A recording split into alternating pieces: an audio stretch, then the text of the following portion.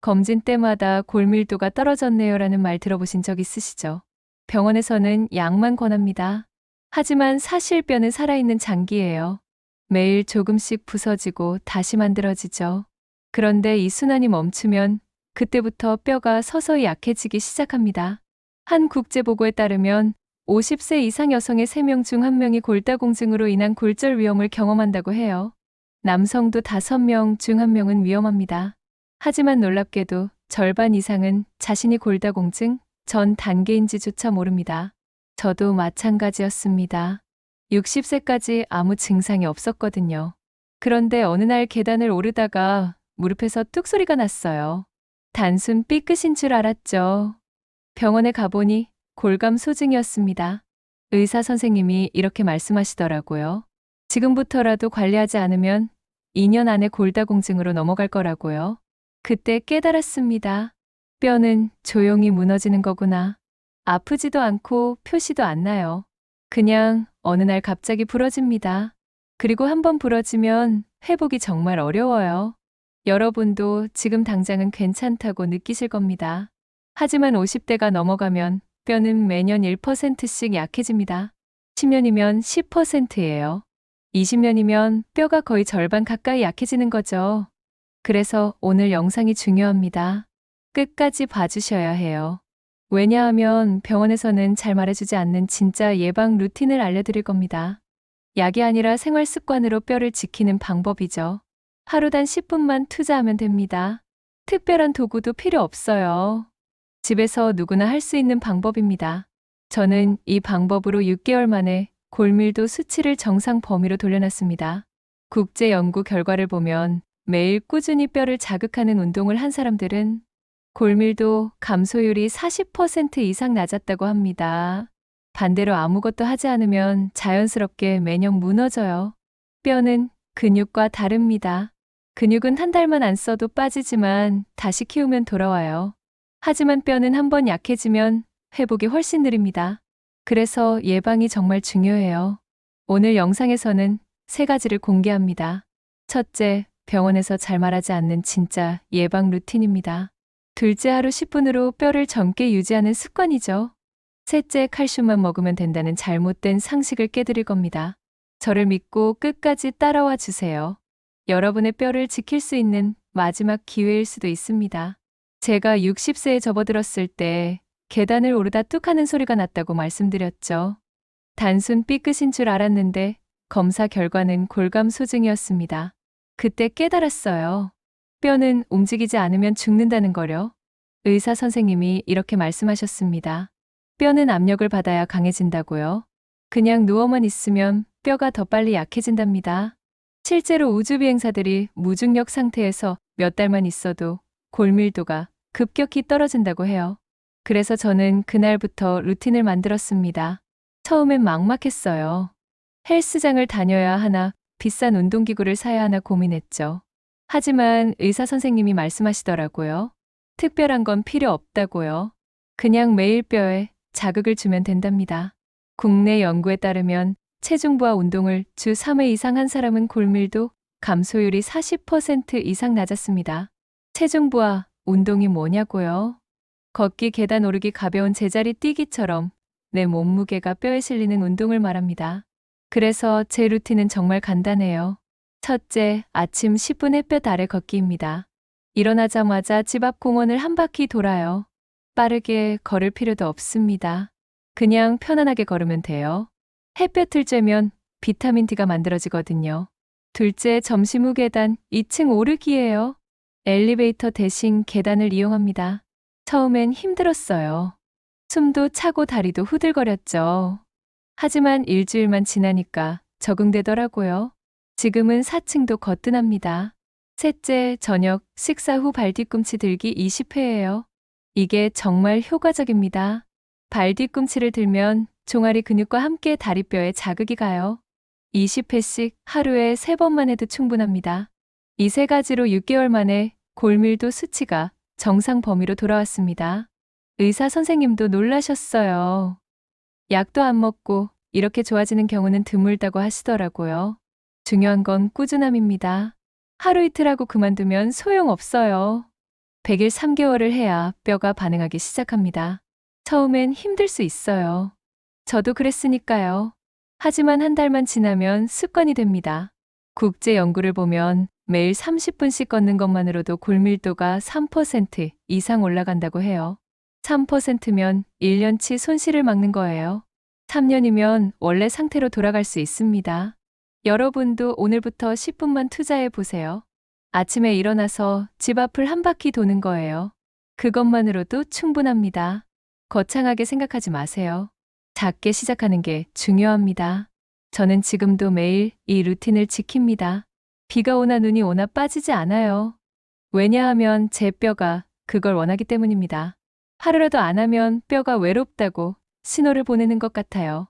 많은 분들이 칼슘 많이 먹으면 뼈가 튼튼해진다고 믿으시죠? 저도 그렇게 생각했습니다. 그래서 우유도 매일 마시고 멸치도 열심히 먹었어요. 하지만 골밀도 검사 결과는 계속 나빴습니다. 왜 그럴까요? 사실 칼슘만으로는 절대 충분하지 않습니다. 국제 연구에 따르면 칼슘 섭취량이 충분해도 비타민 D와 단백질이 부족하면 흡수가 절반 이하로 떨어진다고 해요. 즉, 칼슘만 먹어봤자 몸 밖으로 그냥 빠져나간다는 겁니다. 의사 선생님이 이렇게 설명해 주셨어요. 뼈를 만드는 건 집 짓는 것과 같다고요. 칼슘은 벽돌입니다. 단백질은 시멘트예요. 비타민 D는 감독관이죠. 벽돌만 쌓아놓으면 무너집니다.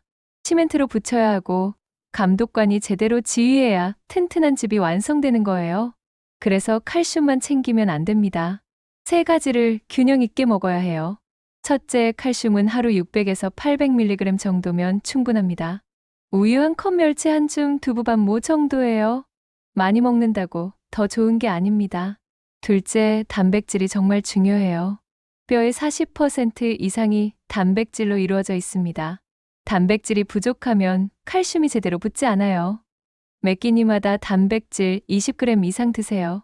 달걀 2개, 두부밥, 뭐 닭가슴살 한 조각이면 됩니다. 셋째, 비타민 D예요.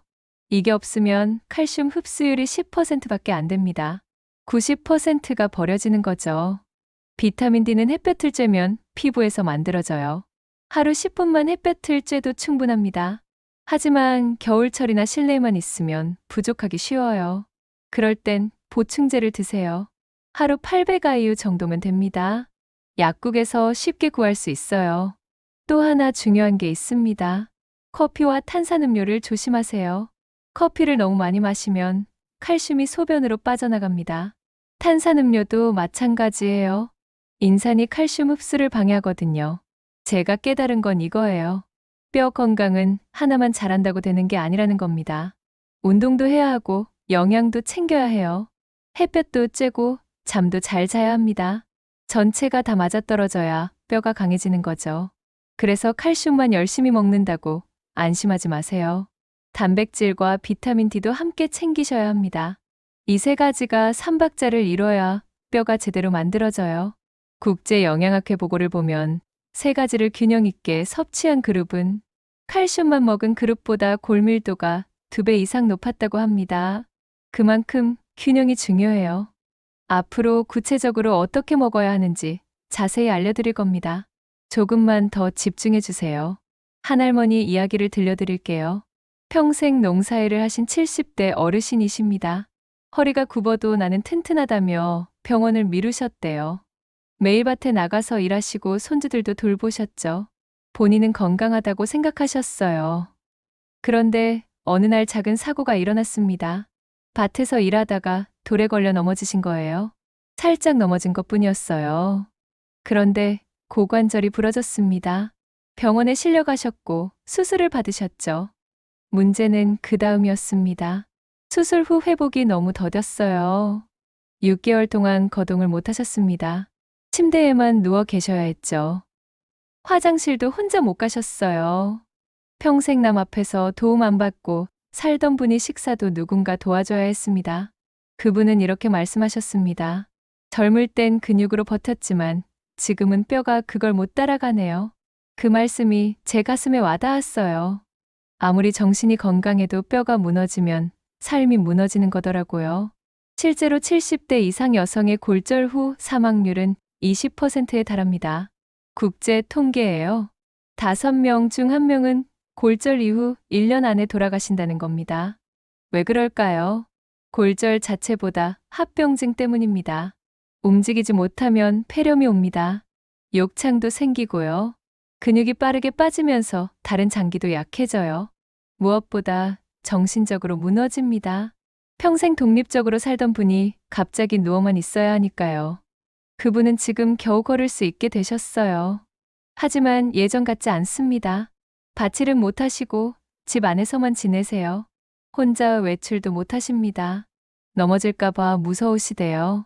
이게 골다공증의 무서운 점입니다. 조용히 다가와서 한순간에 인생을 바꿔놓아요.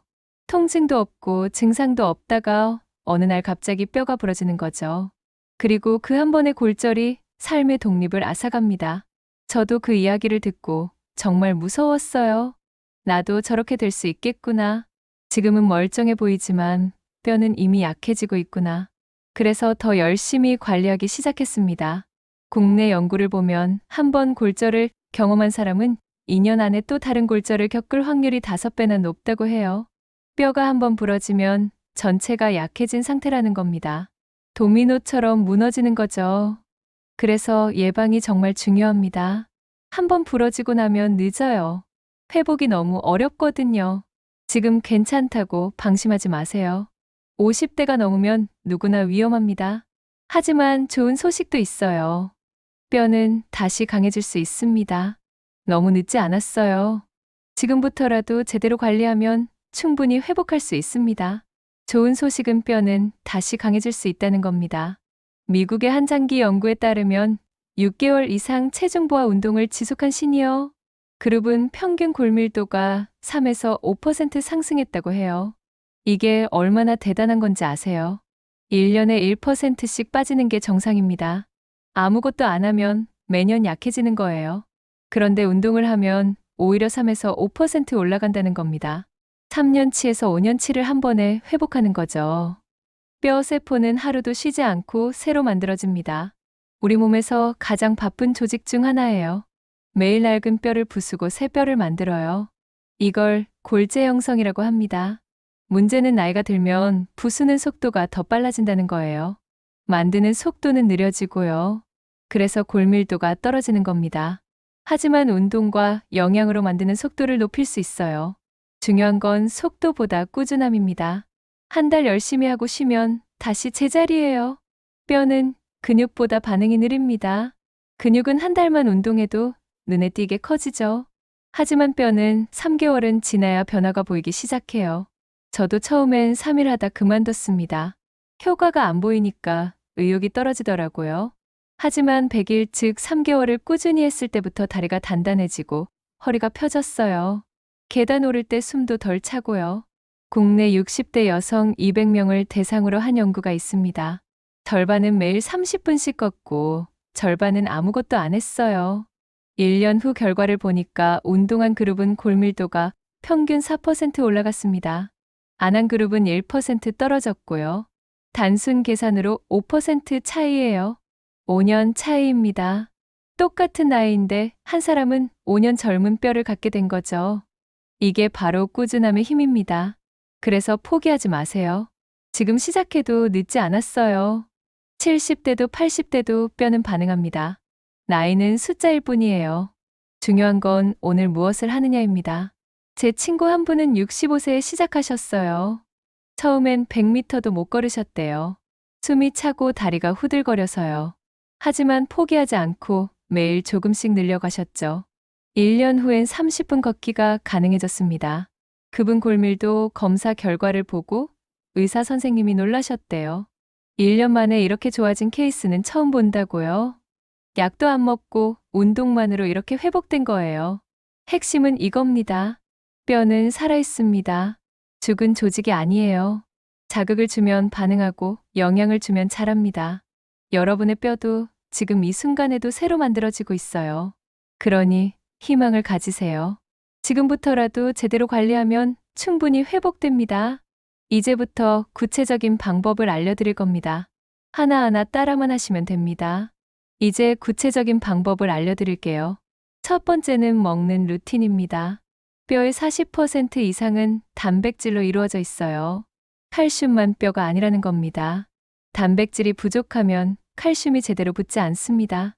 그래서 매 끼니마다 단백질 20g 이상 드세요. 아침에 달걀 2개면 됩니다. 점심에 두부 반모, 저녁에 닭가슴살 1조각이면 충분해요. 생선도 좋고 콩도 괜찮습니다. 저는 아침에 달걀찜을 먹습니다. 달걀 3개에 우유 조금 넣고 찌면 부드러워요. 여기에 김 한 장 싸 먹으면 정말 맛있죠. 단백질도 25g이나 됩니다. 점심엔 된장찌개에 두부를 넣어요. 두부밥 모면 단백질 10g입니다. 여기에 밥 한 공기, 고등어 한 토막 먹으면 완벽합니다. 고등어는 오메가3도 풍부해서 뼈 건강에 더 좋아요. 저녁엔 닭가슴살 샐러드를 먹습니다. 닭가슴살 100g이면 단백질 20g이에요. 여기에 채소를 듬뿍 넣고 올리브유 드레싱을 뿌리면 맛있습니다. 두 번째는 비타민 D입니다. 이게 정말 중요해요. 하루 한 번 800IU 보충제를 드세요. 약국에서 파는 거면 다 괜찮습니다. 비싸지도 않아요. 한 달에 10,000원 정도면 됩니다. 비타민 D는 지방과 함께 먹어야 흡수율이 올라갑니다. 그래서 저는 식사 직후에 먹어요. 음식에 지방이 있으니까 같이 흡수되는 거죠. 공복에 먹으면 절반만 흡수됩니다.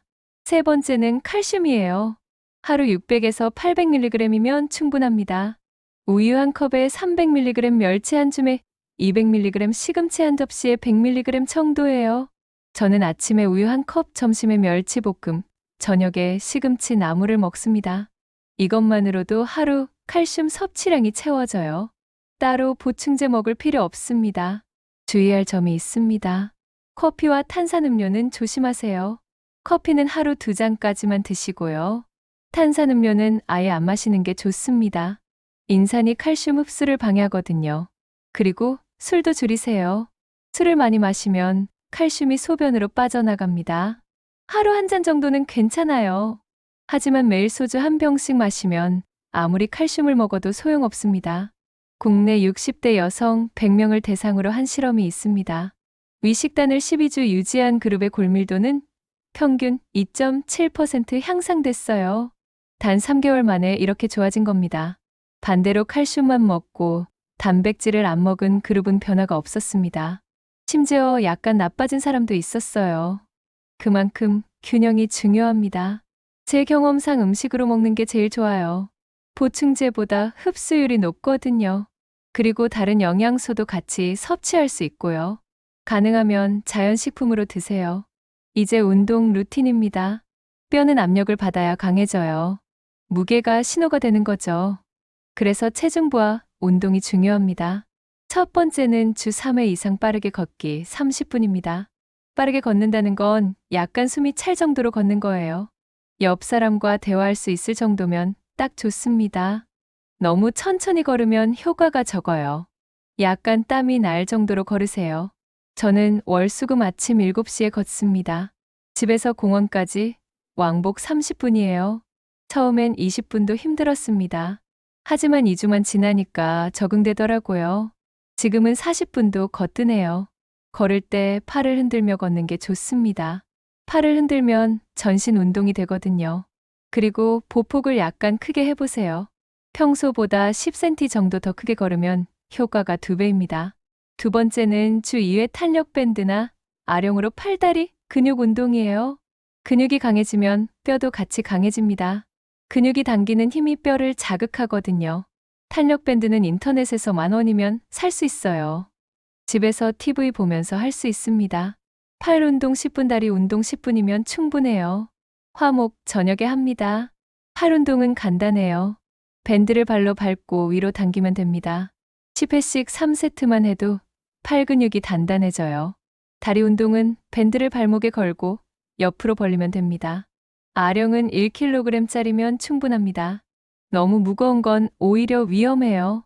팔을 옆으로 들어 올리거나 앞으로 들어 올리는 동작만 해도 효과 있습니다.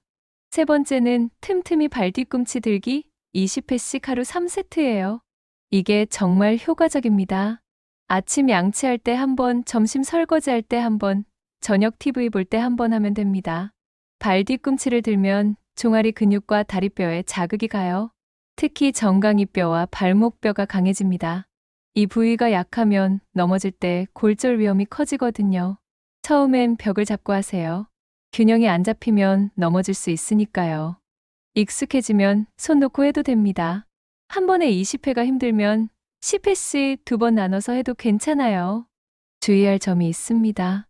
무리하게 달리거나 갑자기 무거운 걸 들면 오히려 골절 위험이 높아요. 천천히 꾸준히 아프지 않게가 원칙입니다. 통증이 느껴지면 바로 멈추세요. 국제 스포츠의학 저널 보고에 따르면 중강도 운동을 꾸준히 한 시니어 그룹의 골밀도 회복률은 비운동군의 2배에 달했습니다.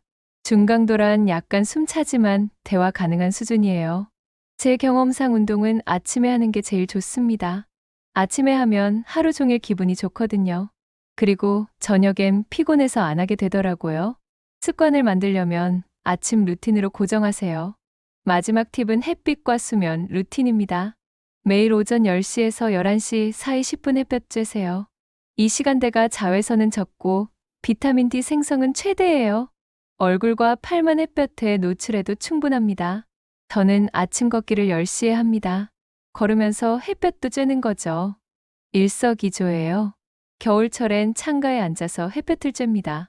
유리창 너머로도 어느 정도 효과가 있거든요.